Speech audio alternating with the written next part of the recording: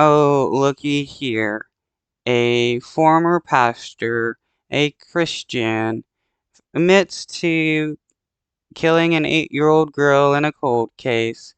I wonder if all the right-wingers are going to be coming out to want to have other pastors investigated for child abuse and child murders, since we all know they're all about protecting kids.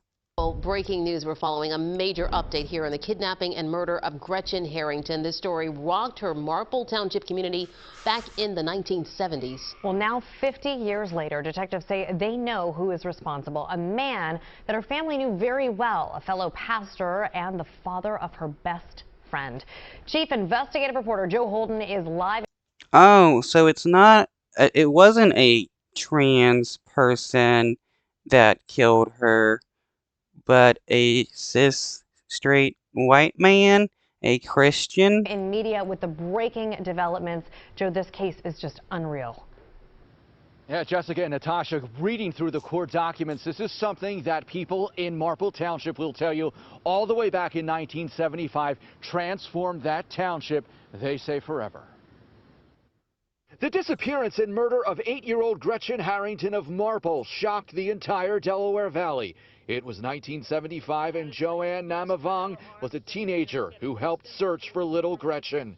They had us, like, spread out our arms and, to get a distance so that we would cover, like, we would have a row of people just arm to arm searching so we didn't miss one spot. Investigators late Monday announced the arrest of an 83-year-old former reverend of the church, identified as David Zanstra of Marietta, Georgia.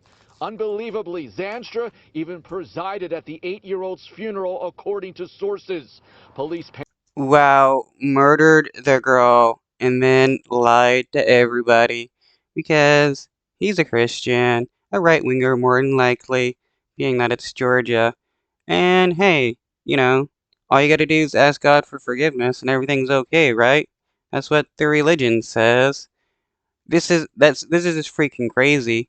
And he was able to get away with it because, being that he's a pastor, how many people are going to accuse him of murder when, it happens a lot by religious people? Painted a picture of an evil man who they say lured Gretchen to his car, attempted to molest her, and then beat her to death when she refused to give in to his demands.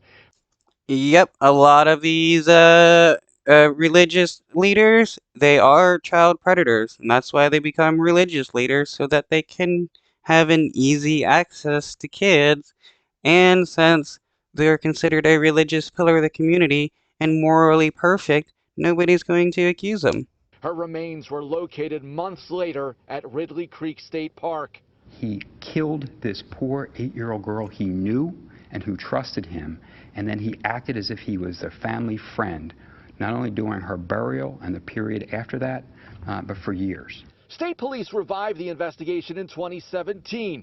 Troopers initially had another suspect, but refocused the case on David Zanstra, a reverend they say moved around quite a bit and is now under investigation for other potential instances of the sexual abuse of children.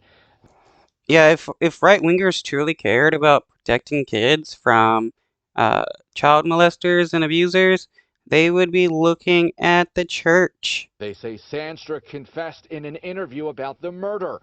Marple Township Police Chief Brandon Graves said the case shattered the idea of Marple being a safe place.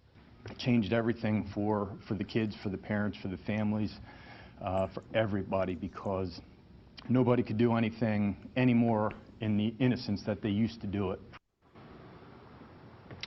Yeah, and the defendant in this, David Zanstra, now fighting extradition, even after all of this time, back to Pennsylvania. When he does arrive here, prosecutors say in about 2 to 3 months, he will be facing a count of first-degree murder, kidnapping, and other related charges. The family of Gretchen Harrington tonight releasing a statement thanking state police for their dedication to the case over all of these years.